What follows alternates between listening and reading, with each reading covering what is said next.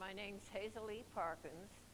I served first with the WAAC, then to the WAC, then the Army, Army Air Force, and finally the Air Force. Okay. And what made you enlist? I lived in Sacramento, California at that time. And of course, we were on the West Coast and we were very conscious of the pending war. And then when we finally got in the war, and I was busy selling war bonds, Red Cross. I even worked in the cannery on weekends, canning tomatoes because the Japanese had been sent to concentration camps. And my work got so involved as far as war effort was concerned that the governor's office sent word over to my supervisor that I could spend as much time as I needed for the war effort. And when the Women's Army Auxiliary Corps was organized, I became interested and I went down to recruiting. And I was just going down there to see what it was all about. And the next thing on the front page of the paper, it says local woman signs up for Women's Army Auxiliary Corps. And I just went ahead and enlisted. And so then where did you receive your training? But where I received my training at Fort Des Moines, I was sworn in August 42, and I reported to Fort Des Moines in October 42, and took basic training there. And then went to administrative school, which was in the city of Fort Des Moines. We lived in requisitioned hotels and took administration there. And then in early 43, I went back to Fort Des Moines and took my OCS training. And then what was your job specifically when you got My first assignment out of OCS was a supply officer down at Fort Oglethorpe. And then just a couple days later, I was assigned as a company commander of a basic training company. And we had, during the time I was there, I had 3 different companies go through, train 3 different companies. We taught them drill, supply, map reading, company, military customs and courtesies, and then they would graduate, and then we'd get another company, would train them. And we had a pretty rigid schedule. We stood very early in the morning. We had a morning report, and then we marched the company to the classes and taught maybe 1 or 2 a day. Then we stood retreat, and we went back to the orderly room, had lunch, a dinner, and then went to a school at night, 3 nights a week. So we were kept pretty busy there. Now, in your training experiences, were you segregated from the men, or were you trained very well with the men? In the beginning, we had our own administration schools and all. Later, when I went to budget and fiscal school and to finance school, we were part of the, matter of fact, in finance school, I was the only female officer in the classes. Do you recall your first days in the service, what it was like, any special memories? Yeah, I remember they didn't seem to know what they were doing because I keep moving my luggage from one place to another. And we had a new barracks, and the windows had paint on them from being, and we were told to scrape the paint off the windows. And we didn't have anything to do that with, and we used nail files finally to get the it was at the very beginning of the women's military, and they weren't prepared for us. As a matter of fact, I didn't get a uniform till 2 months after I was in, which was a break because I could wear a sweater and wash that out while all my buddies were ironing shirts and stuff.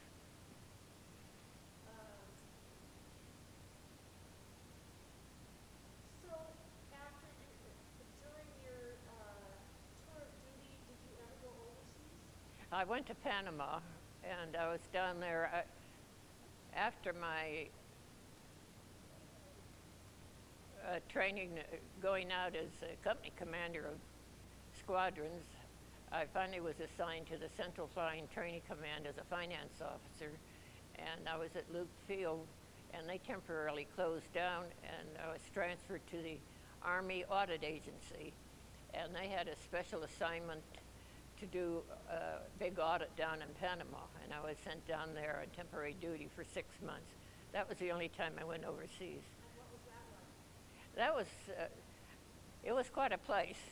We worked hard during the day, but every Saturday night was a formal dance, and friends of mine had a 65-foot yacht, and we'd go deep sea fishing over the weekend. And I got a leave to go to Guatemala, and it was an interesting place to be, but I was disappointed in the audits because we had our hands tied.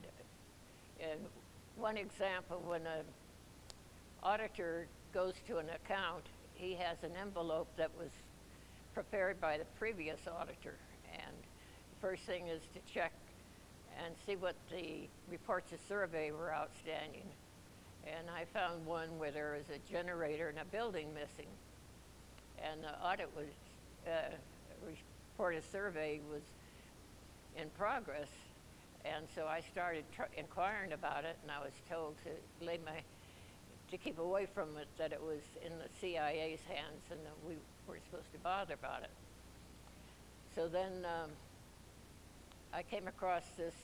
We also had what they call a list of confidential balances, and that was of sensitive items. And this is back in the days when everything was done by hand. And I'd pulled a stock card, and here was this card all made out beautifully, same handwriting, back to 42, and this was 45. And this clerk was standing there watching to see what I was doing, and I said, "Oh, is this your handwriting?" And he said, "Oh, yes." And he was very proud of his card, and it didn't have the mark on it was supposed to have. And I said, "When did you start working here?" And he said, "Oh, I started working in 45. And I said, "This card's dated 42. And so we had to write that up. And after I got all these discrepancies, the controller said, "Well, we can't do most of these," because they didn't want to get the Panamanians annoyed at us. And I said, "Well, what are we doing this audit for?" And they said, "It's a formality." Well, now, who were you actually auditing? We were auditing different accounts, supply depots, and Of the Panamanian government? there were government Army accounts at the different. What was happening was they have what they call a Pacific sector and the Atlantic sector. And the Pacific sector had 4 commands. Let's see, Corazell and Clayton, and 2 others. And they got an extra general in. So they decided to keep the 4 generals, and then the extra general was the commanding officer of the generals. And then they had to consolidate the supply, the tech services. And that's what we were doing, working on the consolidation and the audit. Did were you ever in a combat zone? No. No? Did you feel like the Army managed their resources well? You were in auditing and financial. Did you feel there was a lot of waste, or did you feel like they managed their resources well? It depended on the base. Where we went, like, to Fort Huachuca and to the Navajo Ordnance and to the Yuma Proving Grounds, and some places were well managed and the counts were in order, and some places were in bad shape. Now, in 42, you went in 45 you went to Panama. What were you doing in between those times? After I graduated from OCS, I went to Oglethorpe, and I was there about 6 months with these as a company commander of a training. And then I went out what they call in the field. I went to San Angelo and different air bases as squadron commanders. And we had our women that were working in, there was a concept at one time that all the women did was just administrative work, but they were in the motor pool, the tower, dispatchers, in intelligence, admin, finance. They were pretty well scattered over the base. And I did that for about 2 years, and then I was assigned to finance. And I went to finance school in Fort Benjamin Harrison. And after that, I was a deputy finance officer at, my last station was Luke Field. And I had quite an experience there. The finance officer had to go on emergency leave, and payday came up. And in those days, all the pay was computed by just adding machine, and the men were paid in money, currency. And so I had to go in. We had a weapons carrier and a staff car, and we had MPs with machine guns, and I had a 45, and we went in, and I felt like I was robbing a bank. We went down to the vault, and we hauled out all this money, and we got back in and to the base, and then they started counting the money out and giving it to all the squadron NCOs to pay the troops, and then they had to come back and count it all back in, and it was quite a worrisome time till they got all balanced out, because I wasn't used to handling that much money. It was hundreds of thousands of dollars. Tell me about some of your most memorable experiences. I think I have two. They both involve the Roosevelt family. The first one was when I was in OCS, the graduating class. Mrs. Roosevelt came to Fort Des Moines, and she wanted to inspect the graduating classes barracks. And they go around in a group, and Colonel Hobby and several other officers were with her. And when they come to the next bunk, the cadet stands at attention. So they were at next bunk to me, and I got strict attention, and I looked at a light at the end of the room, and I hypnotized myself. And all of a sudden, way off in the distance, I heard someone saying, Cadet Chapman, and I shook my head, and I said, yes ma'am, yes ma'am. And they said, Mrs. Roosevelt wants to inspect your footlocker. And then the other time was down at Fort Oglethorpe. It was on a Saturday morning, and every Saturday we had these big parades. There were about 2,000 women on the parade grounds, and it was really quite a sight. So the congressman and the cabinet and everybody had to come down to Oglethorpe and see what we were doing. Well, this time, when we got up, we were told we couldn't use a telephone to call out. We couldn't go out. Nobody could come on the base, and this is during the war, so we were pretty apprehensive. We just didn't know what was going on. And after we got in formation, we found out we were parading for President Roosevelt. And so I'm out in front of my company, and one thing, the commanding officers of each company marches up to the center in front of the reviewing stand and salutes, and then you march back to your company. And when you're doing about and look back there, all you see is a field of enlisted women. So I always had a tall blonde as my guidon bearer so I could spot her. And then we started passing in review, and you make a first right turn, and then a left, and then a left, and then you pass in front of the reviewing stand. And you have to count off, because I think it's 10 paces before you get to the reviewing stand, you give the command eyes right, and the commanding officer salutes, and the enlisted women all turn their head. Then after the last rank has passed the reviewing stand and 10 paces, you give ready front. So you're pretty much concentrating on your steps. And just then my garter gave way on my left stocking. And those were the days of the rayon stockings that were all flappy, and this stocking's flapping around my leg. And I told myself, if that other garter gives way and my stocking falls out, I'm going to just drop dead here. And I'll never forget that. It didn't.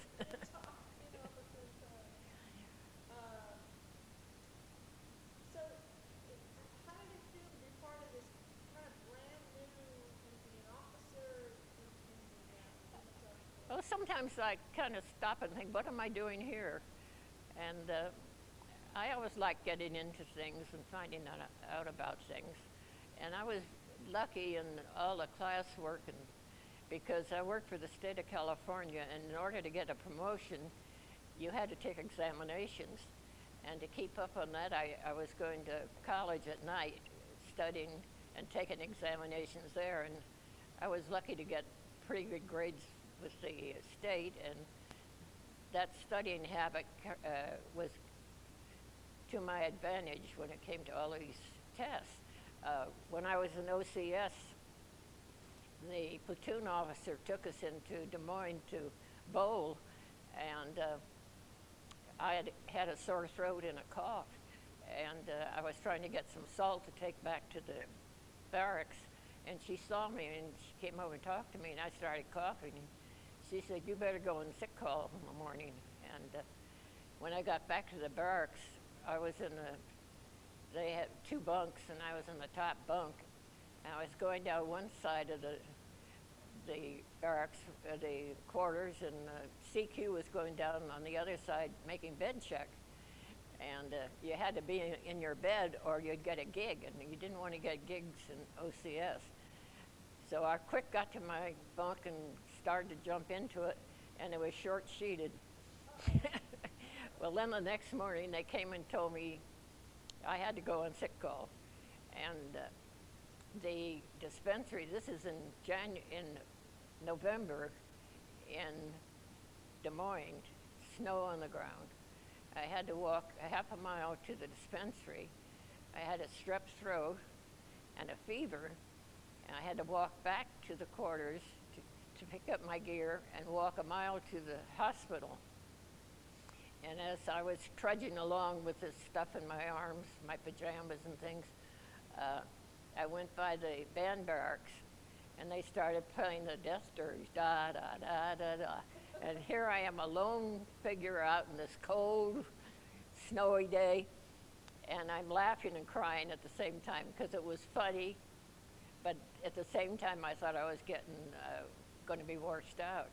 And when I got out of the hospital 3 days later, they told me that I could go forward with my company if I could pass my written examinations.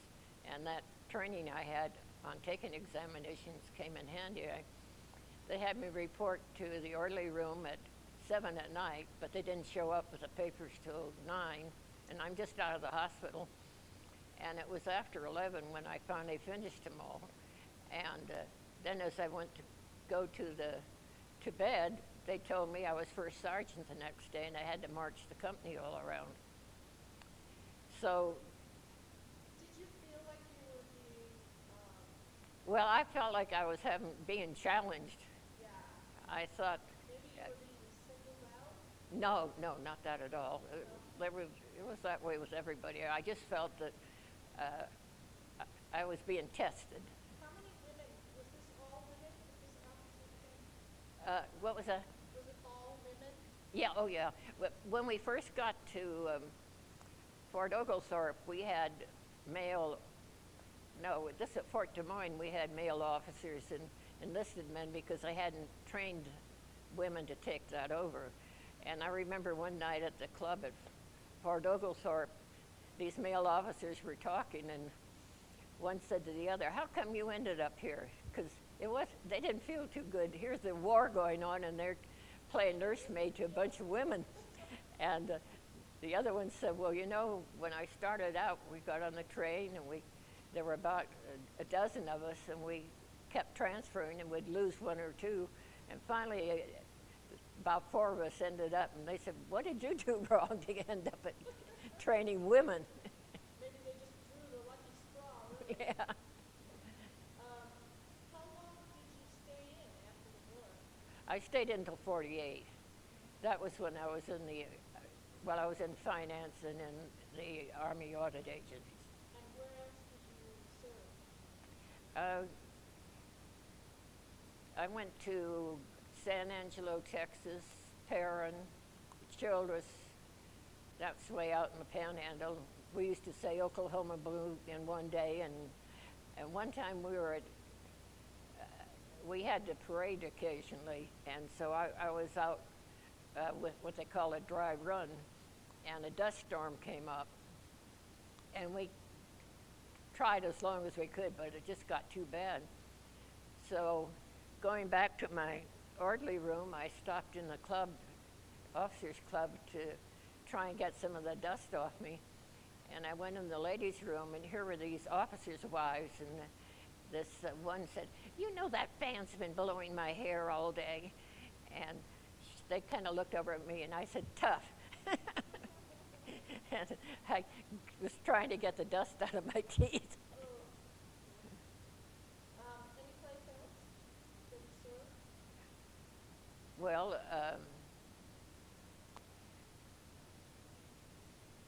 Fort Machuca, that was interesting. That's at that time they thought they were going to close it down. Matter of fact, they closed it down for a little while, and we were making the final audit there, and we were the only. There was just a few on the base, at the fort, besides us, and there was no place to eat, and so I was the only female officer, and there were 5 male officers. So I'd cook dinner at night, and they'd wash the dishes. And then one time we got adventurous, and we went to Tombstone for our dinner. And that was way out at Fort Huachuca. It was an interesting post. They had, their PX officer had military items on memorandum receipt, which wasn't supposed to be. No civilians could have any military items like that.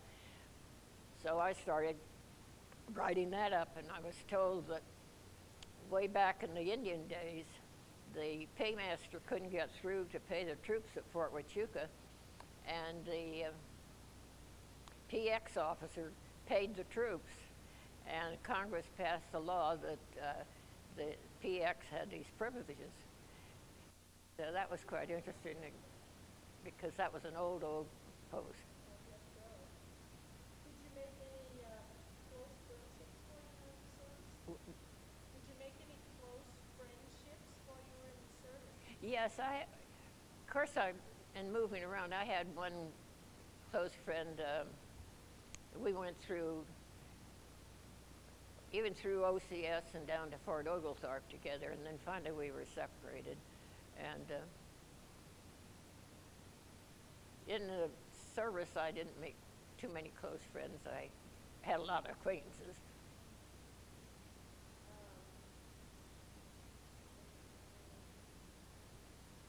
Did you ever use the GI Bill after you got out? Did you ever use the GI Bill to go to school after you were in service? No, I didn't use it. I'd had all my education by then. What did you do as a career after you got through with the military? No, when I first got my discharge, I was interested. I had always tried to get overseas, and then I talked to one of the gals I did meet in the service, and she was trying to go, and we took examinations, and I ended up on Guam, and I was a cost analyst there. I remember one time. Now, was this as a civilian as a civilian, and I still had my reserve. They called it Ready Reserve, and I would brief the executive officer on the cost reports every month. And one day I got a call to report over to the executive officer, and I got kind of nervous and wondering what was wrong. And he said, "We just got a message in that we are wondering why we're not reporting snow removal on the runway." And he was just kidding me. And then from Guam, I stayed there 2 years, and I went down to Athens, Greece, and I was a budget officer there. And I used to take the budget up to Frankfurt and Heidelberg, and that was once a year, and that was quite interesting. And then I'd go on my active duty tours, and they phased that down quite a bit, and I went to Orléans, France as a budget officer, and I had quartermaster budgets for all the commands in Europe, from Bremerhaven down to Leghorn, including Berlin. And one of our accounts was a dog training detachment. And I got a call one time to get special funding to take for the TDY, for the dog handlers to take 300 dogs to Vietnam. And that's how I got interested in the dog programs. And anyway, the last tour on my reserve training was in Paris, France. And I had 3 shirts, and in those days there weren't wash and dry. And so I had one in the laundry and one on my back and one in my dresser drawer. Well, some way I got 2 shirts in the laundry, and the French went on electric strike. And there my shirts are in, and I'm at SHAPE headquarters, which is Supreme Headquarters Allied Forces Europe. And I was a captain, and I think everybody else was either colonels or generals around me. And I had this one shirt to wear for about 4 days. And they put me on reviewing the budgets from these military missions because I had brought budgets to them before. Some of the civilians and officers were still there. And the 2 budgets that I remember particularly were from Iran and Iraq. And we had a large contingent of officers and enlisted men training and sending Iranian and Iraqi officers back to the United States to go to these tech schools. And I thought, What was the purpose of that? we were doing that to all the countries in Europe, around Europe. In Greece, we had a large training program, and what were they? And they were going to the United States to be trained. it was to build up their forces and make them. And what year was that? It was from 50 to 65. Oh, during that period. In 60, I went up to the quartermaster, but that 10 years period there was with these training missions. We had officers, they probably still have a contingent there, but they were cutting back on the program. The Greek government, the host government, was responsible for certain support of the training mission personnel, and like our quarters and things like that. And then we got paid what we called an allowance, and then we got our regular pay. So you were actually a civilian at that time? Yeah, I was a civilian with a reserve commission. Well, you had some interesting experiences, maybe even more so after you got out? Okay. Yeah, I think so, because this one time I was to take the Greek budget to Heidelberg, and I had a top secret clearance But I was also going to carry these cosmic papers, which is as high as you can go. And I had a briefcase. We got on the plane, and we had to stay all night in Zurich. And there was this man on with a turban, and he kept looking over at me. And then he got off in Zurich too, and then I came down that evening to go eat dinner, and I had my briefcase with me. And he asked if he could take me to dinner, and I said, oh, no, thank you. So I went over and had dinner, and they had at the Bahnhof, they had a very good dining room. And then the next morning, I slept with a briefcase under my pillow. And the next morning, when I went down, there he is again, and he gets on the same plane again. So when we got to Paris, I was getting ready to go. Getting ready to go into town, and he was sitting right practically next to me, and I was going to take the regular limousine, but I had this classified stuff, and I had this guy with a turban following me. So I went to the MPs, and I told them, and I showed them my orders, and they got me a staff car. So you got away from the man. Yeah. And was I glad to turn that paper over? I felt like I'd married it. That doesn't sound too comfortable to sleep with your briefcase under the pillow. Any other exciting Oh, memories? there's quite a few. When I was in Panama, I went up to Guatemala, and whenever a person in a foreign country goes on leave to another country, all our friends give them a shopping list. And I finally learned not to take shoes on my list, because first place, they take too much room, and second place, if they didn't fit, what could you do? Well, anyway, these people on the plane going back, all our buddies wanted straw furniture, wicker furniture, and of course that's pretty bulky stuff. So when we got down to the flight line, I helped them load all this furniture onto the plane. And we got it all loaded up, and then they said, oh, they had to stop at San Jose, Guatemala. There's San Jose in every Central and South American country. We were stopping at San Jose, and they wanted us to bring them a airplane engine. And so we had to unload all the wicker furniture. And they put this engine in the middle. There were bucket seats, and here's the engine right in front of it in the aisle. And they're getting ready to take off. And I said, aren't you going to fasten that down? And they kind of looked, and I said, well, gee, if we lose or gain altitude all of a sudden, that thing could go right through the fuselage. So they decided to fasten it down. Then we got word we were to scan for a downed aircraft.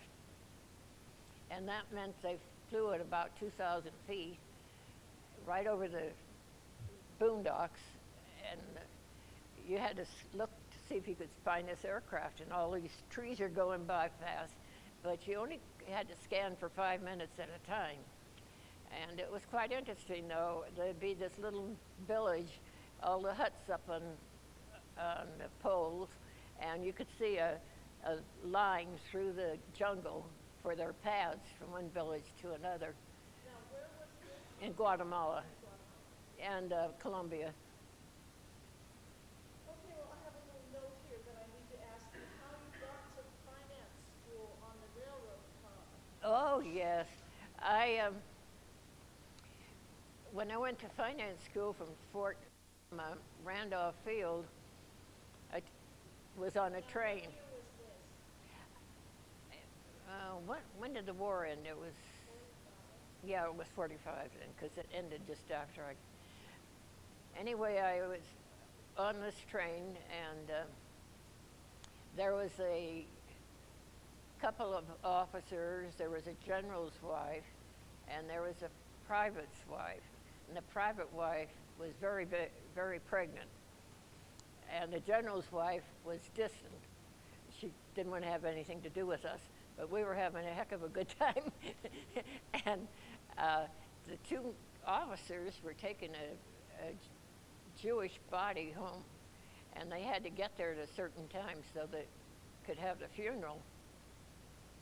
And the train was, there was floods, and then they used to route the trains over land grant rail, and land grant was where the railroad was given the land by the government, and in turn the government would get a 2 cents per mile discount. So they would route and try and get us to go on land grant as much as possible. Anyway, we finally ended up in St. Louis, and I had to change trains, and we and these men had to transport this casket from one train to the other, and they were going a different way than I was, and I was running around trying to help them, and all of a sudden I looked and my train's taken off. So I went running, and they're running with my suitcase, and the conductor reaches down and pulls me on, and then we pull the, well, then the next thing I wake up and I'm in Indianapolis, way out in the yard, and it's early in the morning, barely light, and the railroad station's about a mile down the track. So along comes these two guys in one of these push carts going like this, and I asked them if I could have a ride into this. So I climb on, here I am all in uniform and everything, I climb on this cart, and get my suitcase up in the cart, and we go riding into it.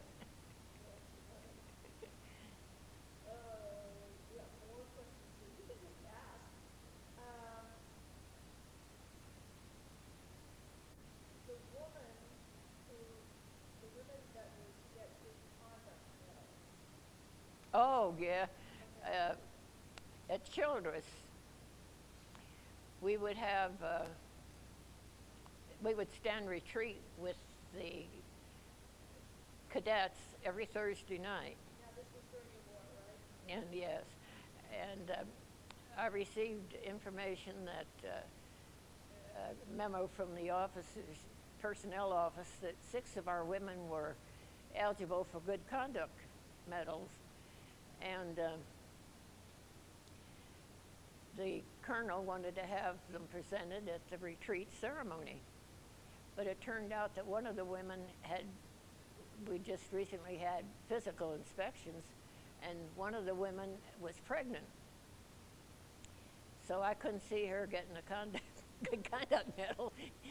Anyway, she had a name like Zanaski or something very unusual, and so I was trying to get her discharged. In the meantime, the colonel was after us to try and get the medals given out, and I finally got her out before the 5 got their medals. And then another time, they used to have these gas masks, and we had to wear them 4 hours every Friday afternoon, and the officers had gas masks that you could talk.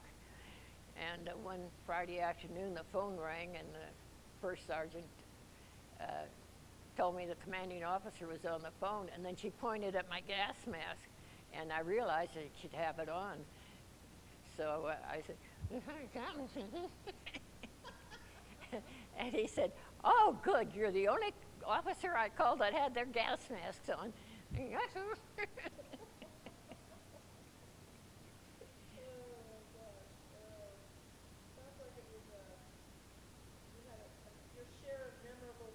Oh, yes. I learned some good things, like at Randolph, 20 Filipino officers, this was during the war, had been taken off the island by submarine, and they were going to go to flight training. And it was secret that they were there. They weren't supposed to be there. We couldn't call them Filipinos. We called them our little cousins. And their pay was all classified, so I was given it was my responsibility from handling their pay out of Washington. And this one Filipino, I got a memo to hold his pay, and so I called him in and said that they had an irregularity about his orders. So we straightened that out, and he showed me papers where he had been promoted. And, so I got to know him. If I'd see him at mess hall, at the officers club, we'd talk together and everything. And one time he said, "You know, people are funny. 3 weeks ago, I was in the boondocks, and I was eating rice and fish heads, and my buddy got shot because he didn't remember the current password. He said it was pretty bad. And he said, now I'm complaining because the coffee's cold and the buses don't run more often into San Antonio." He said, "We could get spoiled so quick." And it's true how you take luxury real fast. And then another thing I learned, when I was at Childress, my sister and brother-in-law stopped by, and he was I think a major at that time in the Air Force, and they were going to Mexico, and they wanted to know if I could get a leave to go. Well, the finance officer was on emergency, and so I had to, I was the only one that could pay, and I said no, I couldn't go. And then that night at the officers club, I'm bitching, saying, yeah, and the adjutant, who wasn't one of my best friends, said, "Well, we won the war when Roosevelt died. We sure as hell could run the base without you for a weekend." Well, is there anything else you'd like to add? I probably will think about it at midnight tonight. Great career. I finally got my discharge, and I still have what they call a retired reserve, which means you're still warm. They haven't called you to go to Iraq yet, though. No. That's lucky. And did you work in private enterprise after you finished with the service, or did you take No, right now I've gotten involved in different causes, and right now I'm working with war dogs, and especially the ones in Iran and Iraq.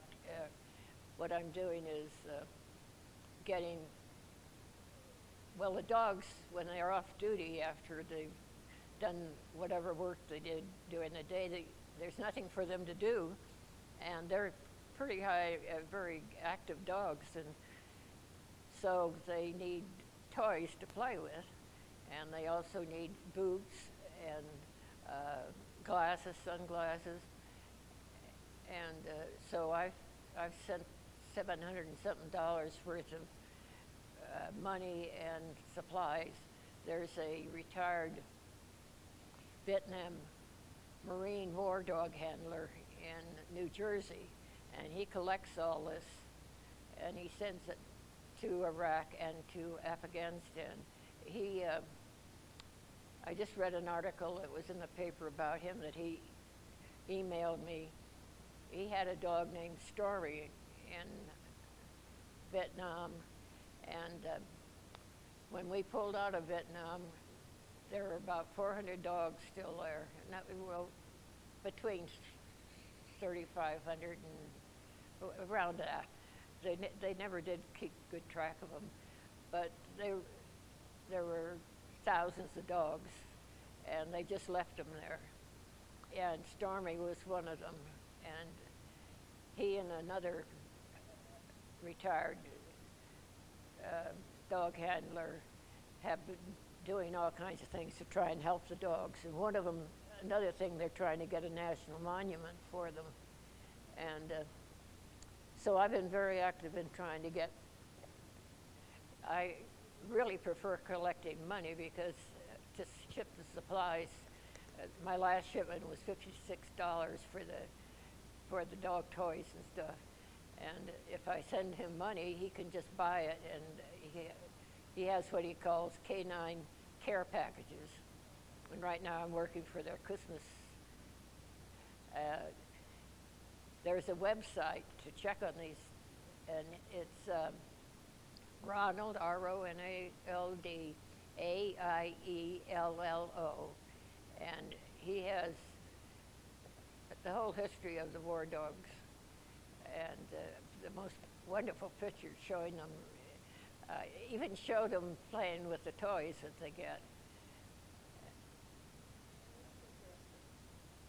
How do you think getting involved with the military changed your life, affected your life? Well, it was, I didn't go too much from military to civilian because I went from active duty military to DOD civilian, which is, I worked for the War Department or the Defense Department.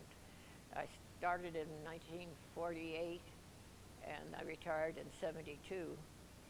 And I went overseas to Guam in 50, and I never worked one day in the States from 1950 to 1972. Really? I was either up in Adak, Alaska, or in Europe.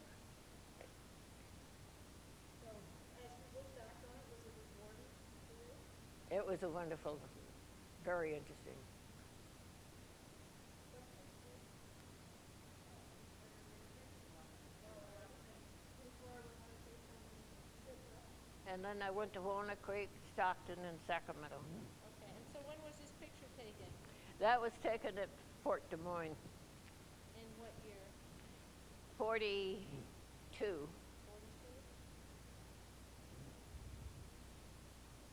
That's the Palace Athena, which is the WAAC insignia.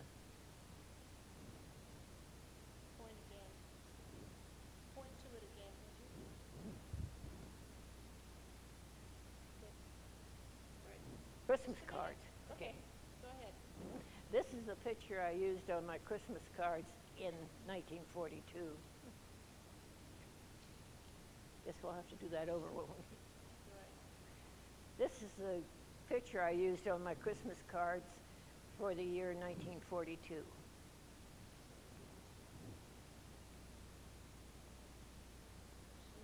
Moving into Childress Air Force Base. Yeah, we activated the detachment there.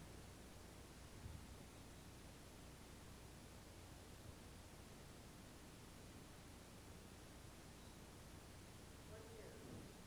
42? No, that would be about 45.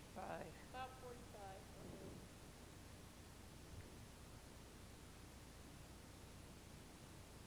Childress, she's just standing in front of a Orderly room. orderly room.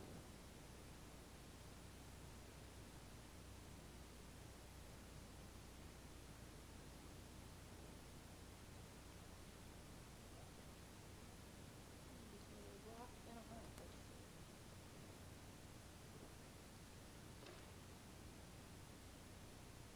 That's 60 years ago. It's kind of hard for me to remember. Okay, so this is graduation.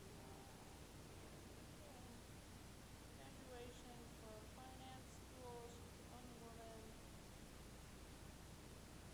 Canada.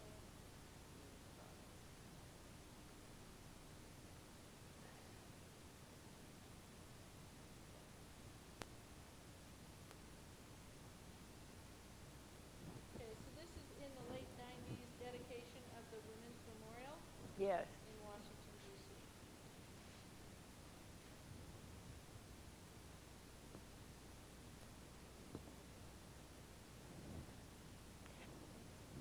And that was something when I'd wear my cap, civilians would say, oh, they appreciated the women in the service and everything. And I remember marching in Fort Des Moines to classes, and that civilians were spitting at us. Really? Some women were crying over it. Now, tell me about the medals. What This- is the big bar thing first? This is